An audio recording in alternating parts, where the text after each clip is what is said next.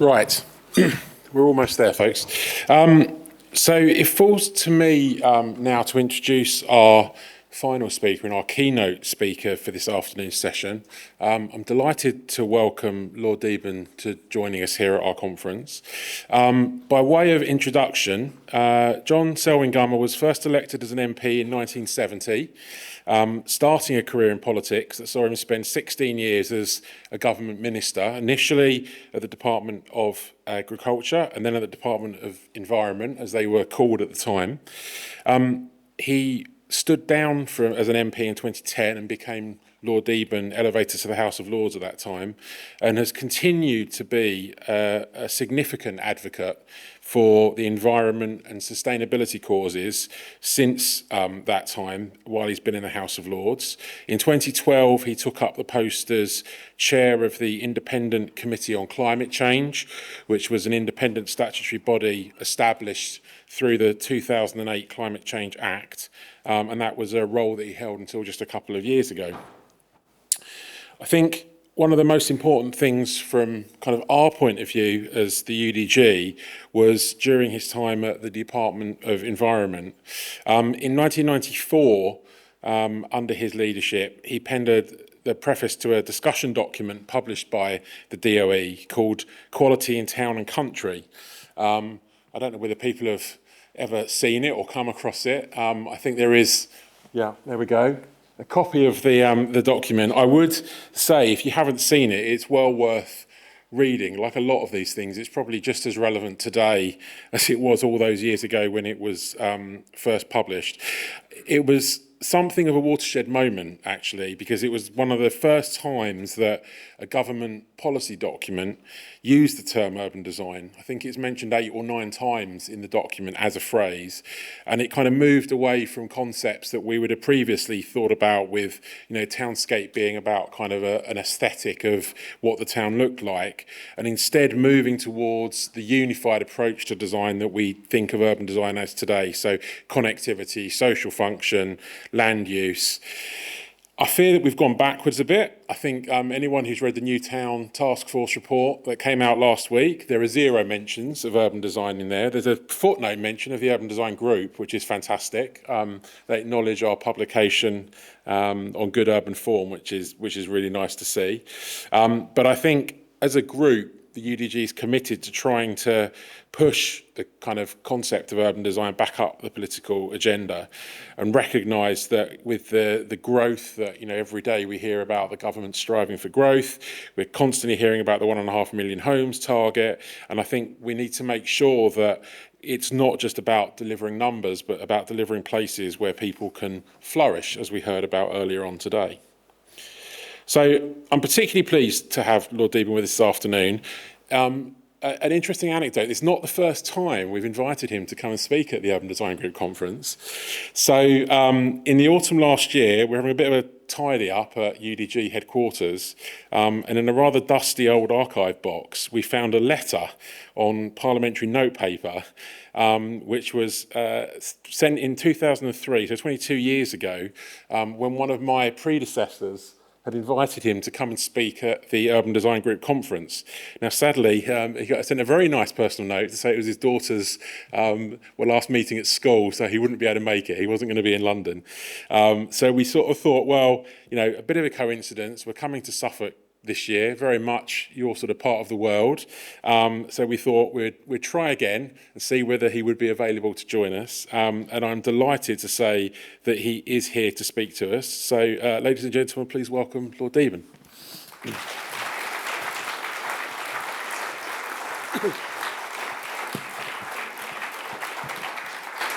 Well, thank you very much, and thank you very much for that introduction, although I was a bit worried when you started because you said we're almost at the end. I thought, well, we're in trouble here. Now, I'm so pleased to be here, and thank you very much for remembering why I didn't come the last time. It's actually one of the things that I make the point about. Politicians and others should know where their priorities are. And your daughter's final occasion is not one that you can turn down, even for the very important and prestigious event to which I was invited. I want to go back to that document, which is embarrassing to me because it has a picture of myself there all those years ago. But it was an important document because we were talking about things which were almost verboten at the time. I believe it's a document that included the word beauty. And somebody in one newspaper wrote and said it's the first minister to use the word beauty for 25 years. I think probably it was true. And I want, therefore, to start really with that. I want to start with what we're trying to do. We're trying to create communities. We're not building houses. We're not providing services. We're creating communities, which is to bring all those things together. And all of us know that there are many developments which have never begun to create a community. They are a series of houses splodged down and left.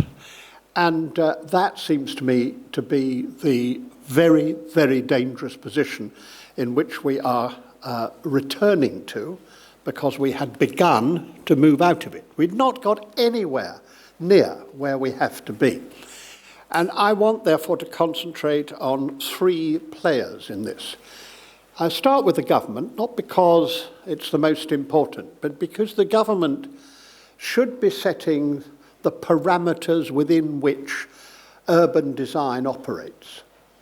And I blame the last government, and actually to some extent, although only a years later, this government, for not laying down those parameters early enough and keeping to them.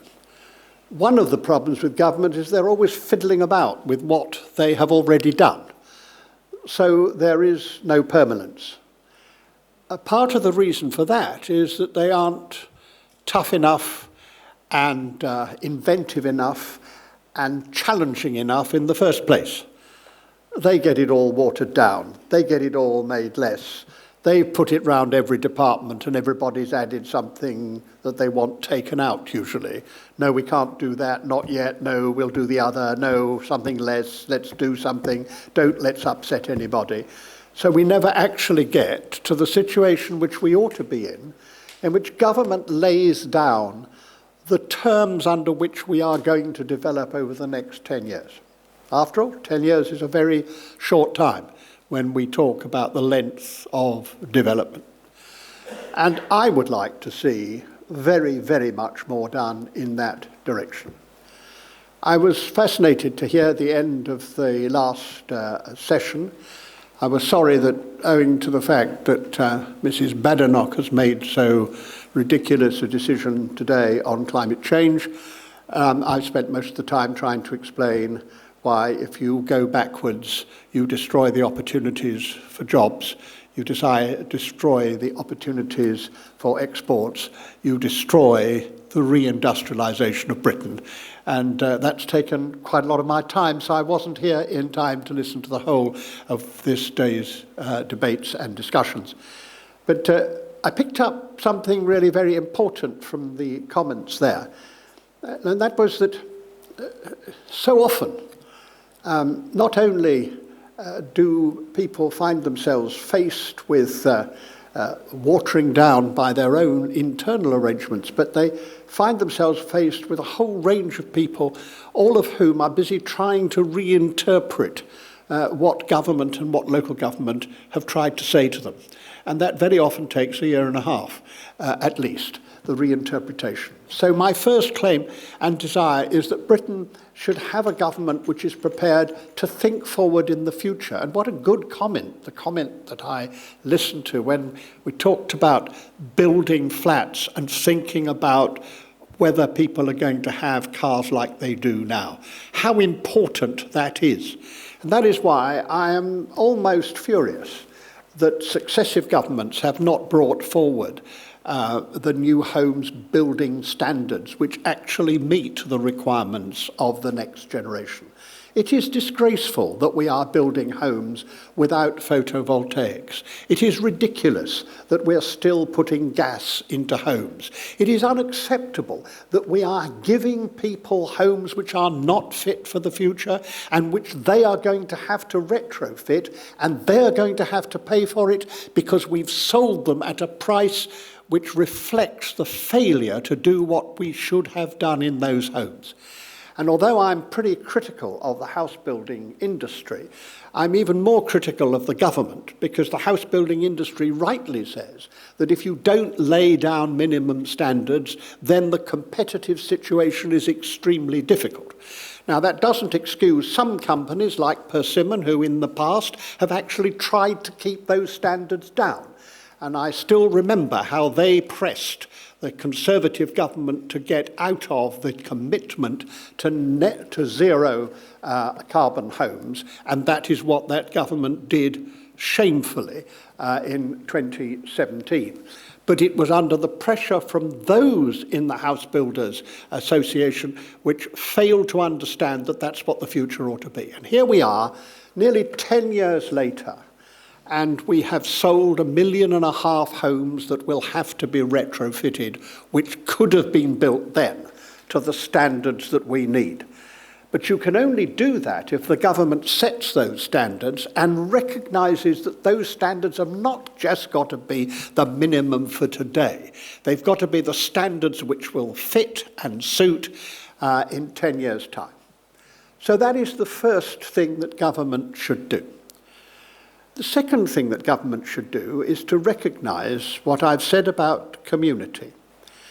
Some of us have been lucky enough to live all our lives surrounded by beauty. I was brought up in a very, very cold vicarage. I can't think of my childhood except thinking of being cold, because that was what happened most of the time. But the house itself, although very large and cold, was beautiful. It was a Victorian Gothic house. I learnt about how you built things to last.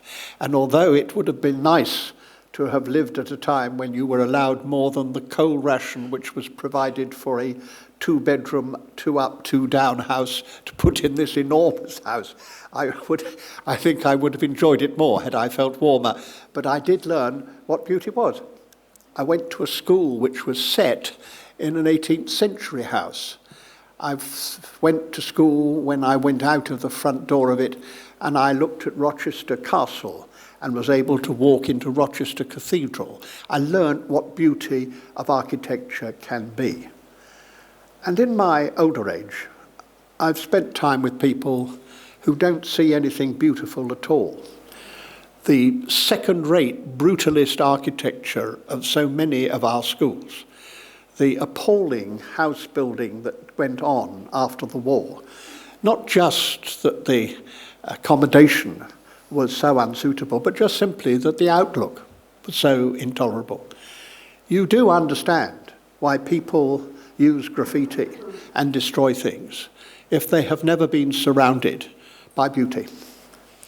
And that's why I use the word beauty, because I think government have actually got to think about what does it mean to live in this community. And it's not necessarily a question of money.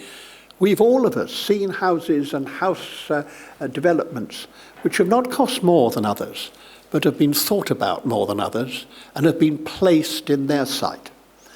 Let me give you an example which will not be popular. I'd like you to drive one day to Framlingham and see the Persimmon House building, which has gone in an extremely good site, and nobody's thought about how you build it so that it actually enhances the road. They've just thought about how do you get those houses on a site. I went round one of those houses, and that brought me back to the first point I meant about standards. I stood there, and I stood there with my son, who had worked for Tesco for 9 years. It was a house which was being sold in Framlingham for £550,000. And he looked round that upstairs 4-bedroom house and he said, I can see nothing here that isn't the very lowest level of quality bought from Tesco. And I just want to say, that isn't right. That isn't acceptable. That isn't how we build homes, nor how we build communities. And we have to think about the whole piece. And part of the piece is the rest of the town we're moving into. If we're going to build a new group of houses, then we should be thinking about how does it link with the rest of the town, and what happens when you drive up and you look at it. Do you say, what an inviting place? Do you say how much that has added to the community? Or do you say, my goodness, why on earth did they build that here? That is partly government's need, to insist upon standards of house building and to recognise that building communities is a whole part of it. Which is why the government isn't going to build 1.5 million homes. It can go on saying that as much as it likes. But it isn't, because it has neither the resources, nor the land, nor in fact the imagination to do what has to be done. And I think we need to put that back into government abilities, and I hope that we will begin to do so. The second area I want to look at is local government. And here I have a very simple fact. Most people who are in local government and who make decisions in local government have no idea of the connection between time and money. It's never occurred to them. And it is one of the most serious parts of it all. I will give you my own personal example. My family decided, when we found we could, to buy the local pub. What had happened was that when we went to this village, we lived just outside it, there were 4 pubs. Over the years, largely, in fact, in order to get new developments, 2 of them were sold, and the third one was sold as a house, and we were left with a very small drinking house. The one that had been sold for a house came up for sale, and it was first a pub in 1463. And the family said, you can't lose this. You can't allow this beautiful, lovely medieval building to cease to be what it always was, serving a village of 2,000 or more people. And so we bought it. I talked to the local authority beforehand, and they said, yes, they would be very happy to see it going back to being a pub. But of course, we have to have planning permission to cease to be a house and to become a pub. It took us over a year to get planning permission to do what was that simple job of moving back. The price of the alterations which we had to do in that year rocketed, as everyone here knows. I could not get people to understand that the time it took them to make simple decisions was time which I had to pay for. I also couldn't get them to understand that if I ran my business on that time basis, we would be bust. You can't run a business taking that amount of time to make decisions. And for me, the biggest issue in local government is how do we get local government to understand that time means money and that they aren't spending that money. And if they want development to be good, then they have to make decisions more quickly. And very often they have to make the process very much more simple. Now, somebody said they thought it was likely that reorganisation will make it easier. Well, perhaps after it's actually bedded in, it might. But I have seen several reorganisations. I did one myself. And all I can say is it takes a long time for people to settle down into a new system. And very often the new system doesn't turn out to be any better than the old one. And what I think we have to do is to have a wholly different way of thinking about these things. And that means a different training for local government officers, and particularly for those involved in planning, where speed of decision making is absolutely crucial. And we cannot allow things to take so long. And we cannot either have a situation in which there is competition between departments. I go back to that same story. We wanted to do everything so as to meet every obligation we have because of climate change. It's what I've spent most of the last 20 years of my life dealing with. So you can imagine I wanted to get it right. And we chose an architect who knew about that, and we put forward proposals which were reflective of that, and the conservation officer said he didn't like the fact we were reusing pamits, these lovely tiles, and reusing bricks. He said we ought to use new ones. And my architect said, but we want to do what we need to do about climate change. And he actually wrote to me, I don't care about climate change, I'm a conservation officer.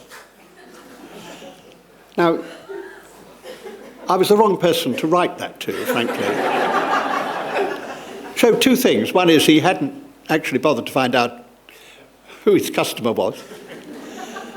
And the second thing was, it's quite impossible to be a conservation officer and not care about climate change. And if you are a conservation officer who doesn't care about climate change, you oughtn't to be a conservation officer. It's very simple. But what is most important is that it is a very bad example of the fact that very often departments in councils really don't talk to each other. And you spend a lot of time going through one, and then you go to another one. Those two ought to have spoken before, and you should have talked about it in the first place. Now, I'm critical, and those from local government must not think that I am antagonistic to local government. I'm a very considerable believer in devolution and giving local authorities much more power. But I do think that we have to think differently if local authorities are to operate as they could.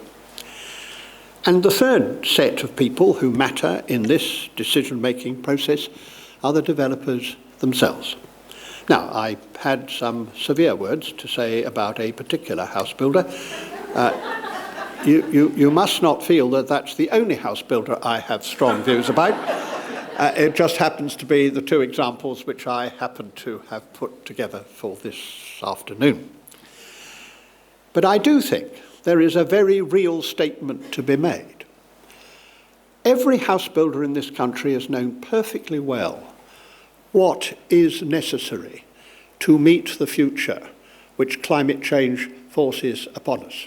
I don't like climate change. I don't want climate change. I wish we didn't have it. It is an inconvenient truth, but we know perfectly well that we're going to have to handle it. And that means we've got to have proper ventilation in houses. And if anyone hasn't noticed that we've actually had no rain for the last 3 months here, that's not going to be just this year. After all, it's only 2 years since the last time we had that. In the meantime, we had a period in which we had nothing but rain, and so flooding was universal. And farmers couldn't get one crop out, and they couldn't plant the next one. So they lost 2 harvests. We know that the weather is going to be like that, and worse like that. And every house builder has known that for all this time. And yet the House Builders Federation has not. And I do call them house builders rather than home builders because it's more accurate. One day, if it becomes more accurate to be home builders, I'll call them the Home Builders Federation.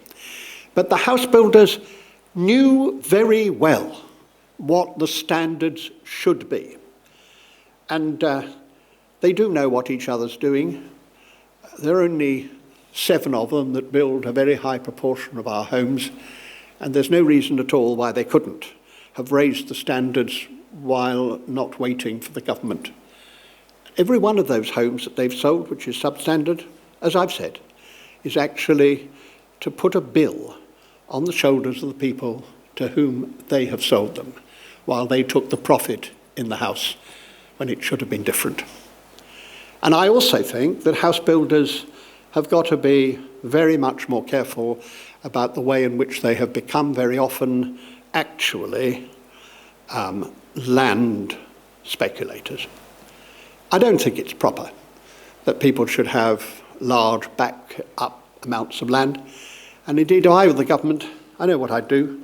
I'd say very clearly, you either build out the lands you have or you lose the planning permission and you cannot again ask for planning permission for a further 15 years. So you better do it. That's the only way to turn house building back to a situation in which the concentration is upon building a house people will want to buy and will want to live in a community which is really a beautiful community, and therefore making the profit on the house and not on the accumulation of money because of the land. And of course, if you do that, then the land price will fall. Because the problem we have is that the only way in which the land price becomes less is if the house builder has to spend more on the building of the house, because then the mathematics changes. You start off by saying, how much will it cost me to build this house? You say, what profit do I want on it? And then you say, what is the local authority demanding from me? What have I got to pay for roads and the various utilities? And when I've done all that, then I know how much I can pay for the land. If that costs me more, then I can pay less for the land, and so can my competitors. But still, the difference between the value of land for development and the value of land for agriculture is still so large as you're not going to stop land coming forward because the gap is so great. And I do believe that one of the things we have to do is to insist that we divorce the land speculation from the building of homes. This is necessary. And therefore, bringing all those three things together to end. I think creating communities is one of the most exciting things that anyone can do. I think you should all be very proud of what you do and very proud of the way in which you're doing it, because it's on your shoulders that the families of the future depend, particularly with the shortage of homes that we have now and the amount of building we're going to have to do.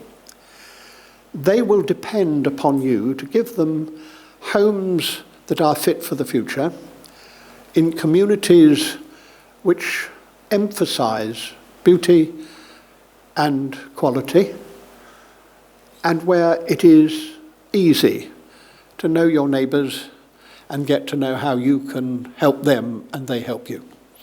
That's what community facilities ought to be. It's a very exciting job you all do in your own particular way. But like all exciting jobs, if you get it wrong, you do more damage than people who don't have exciting jobs. That's the fact. It's the challenge we all have. It's the fact that it needed a fallen angel to become a devil. That's the fact. We need to seek to be, in that sense, angelic. We need to think all the time about what we are doing.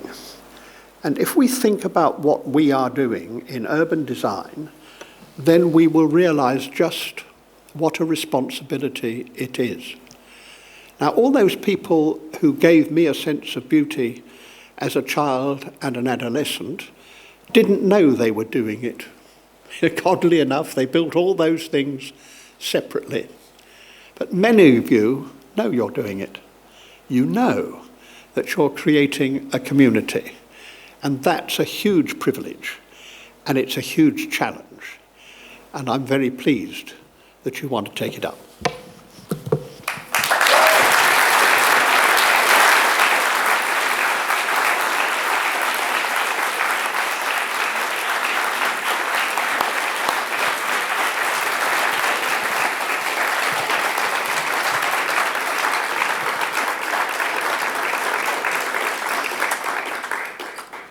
Thank you. Thank you very much for that. I think that was quite a rousing way to end our first day. Certainly well worth the 22-year wait. So thank you very much.